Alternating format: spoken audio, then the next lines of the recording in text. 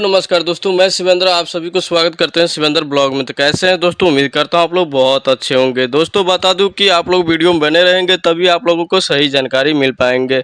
दोस्तों खेसारी भैया जब भी कुछ लेकर आते हैं धमाका ही लेके आते हैं। तो दोस्तों बता दूं कि आज जो गाना है काफ़ी बेहतरीन गाना है, छूला से काफ़ी गजब का है। संघर्ष 2 मूवी का गाना है, काफ़ी ढेर सारा आप लोग प्यार दीजिए और ऐसे ही देते रहिए। तो भाई लोग अपना संघर्ष 2 का टिकट बुकिंग चालू है, तो आप लोग टिकट बुक कराइए और 20 अक्टूबर को आप लोग हॉल में जाके देखिए। काफ़ी गजब का है पिक्चर और बेहतरीन है। तो भाई लोग अपना पावर स्टार का भी मतलब उसमें अपना वो लड़की भी है, उनका काफ़ी गजब का एक्टिंग किए हैं और एकदम रोल अच्छा है। तो भाई लोग ऐसे ही देते रहिए प्यार, आप लोग के आशीर्वाद से मतलब आगे ऐसे ही बढ़ते रहेंगे। तो भाई लोग चलते हैं अगले वीडियो, मिलते हैं, तब तक के लिए अपना ख्याल रखें और देखते रहिए शिवेंद्र ब्लॉग।